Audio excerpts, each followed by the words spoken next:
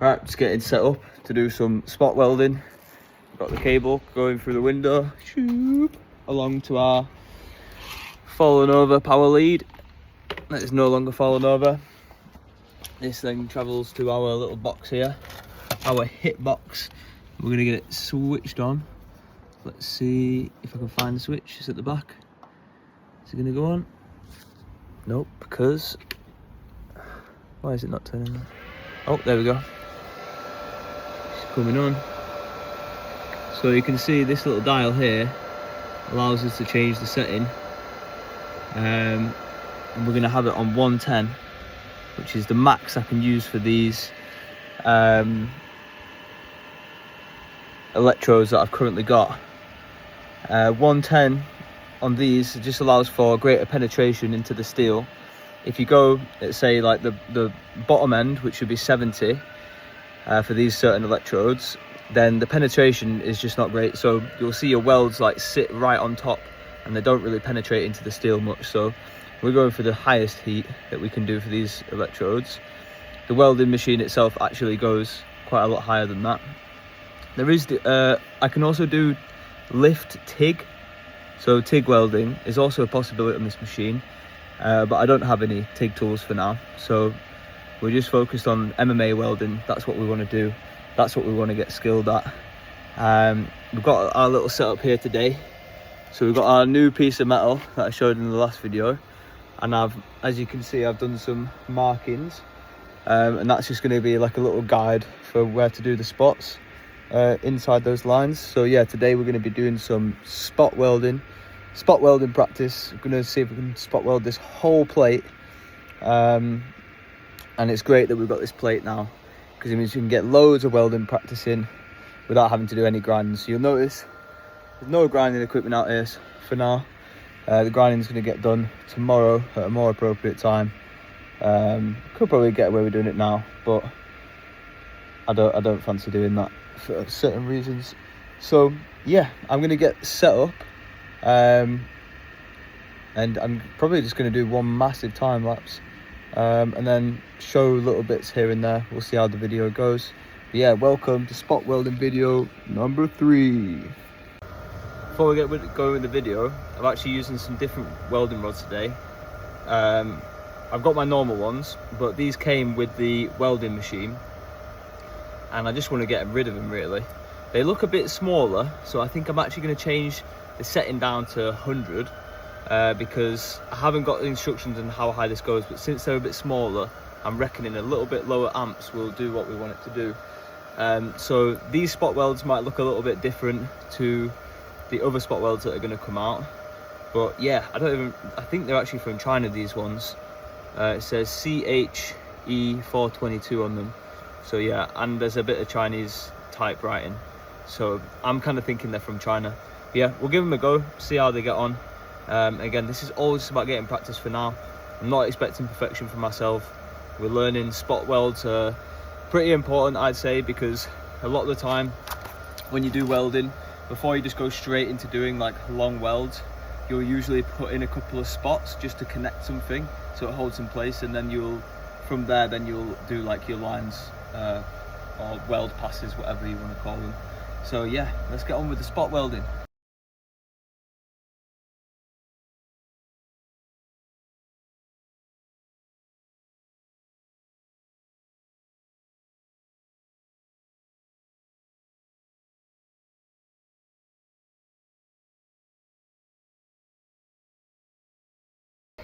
So we've just done first line spot welds.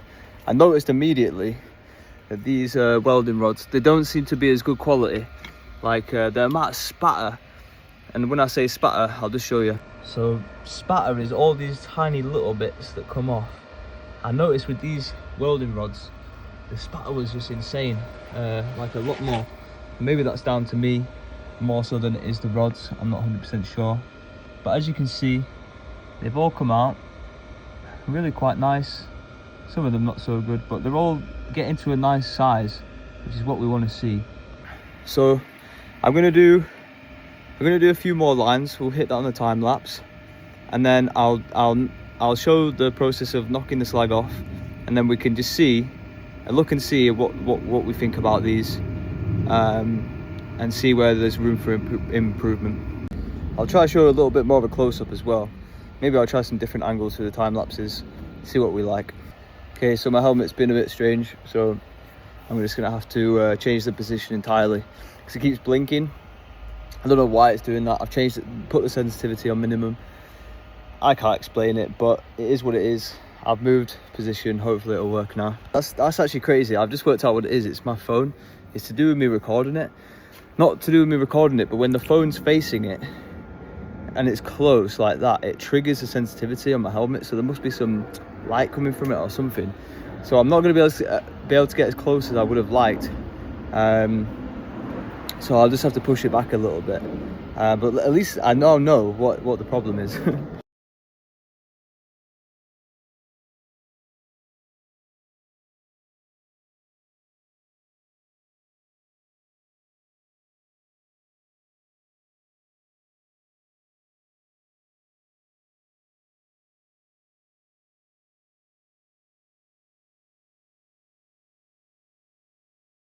Oh, right, switched off the welder, just taking a little rest because takes it out your legs when you're sitting the way I am.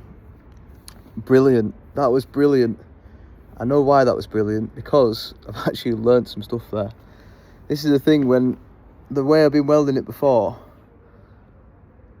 well, on that thin piece of strip, you only have so much time to practice per round.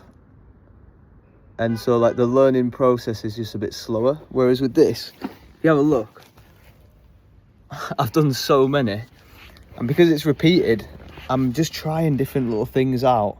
Not necessarily because it's repeated, but what am I trying to say? Because of the amount of repetitions I'm getting in, the practice is, obviously there's more practice. And I'm having little ideas of like, oh, I wonder what happens if I tilt it at this angle. And what happens if I keep it really close? What happens if I go too close? What happens if I take it off quickly? And I'm just playing with all these little micro changes. So what have I learned? I've learned that keeping it closer than I have been is what helps to prevent the spatter. So I think if you have it too close, you create spatter. If you have it too far away, you create spatter. But what I noticed was when I had it in really close, it was like the welding rod was almost sat in the molten pool, and so because of that, it's like how can I describe this? It's almost like if you imagine that there's metal melting off the end of the rod into the pool. If it's sat inside the pool, it can't spatter out anywhere, whereas if it's sat above the pool, it's dripping into it, but it has the chance to spatter into other places. I'm going to carry on practicing with this theory, but just looking at it, even now, I can see, compared to the spatter around the other ones, all the spatter really is on one side, which is spatter from the one that I did next to it. So that's something that I've played with. I've also played with the angle and going more vertical and sideways. I've not quite learned anything with that yet. And I started playing a little bit with how quick I'm taking it off as well. So I've not learned anything from that yet either. But I imagine if I keep playing with this, like I've got a full plate, I've still got loads to go. I'm only halfway there on that side. So yeah, I'm so pleased with this purchase. It's really helped. I feel like I'm properly like learning now. So I think what I'm going to do is I'm going to get all this knocked off, all the slag knocked off, going to get it all brushed up, and then we'll have a look and see if we can notice anything together. Okay, so here we have all of our spot welds so far. Now I've knocked the slag off. You can see them all a bit clearer. And you can see it's a bit of a mess. All that spatter everywhere looks really bad. So that is definitely something that we want to address. What I wanted to note is, if you can see, on the first and second, there is lots of spatter, and then on the fourth as well, there is, but it's all on that one side pretty much.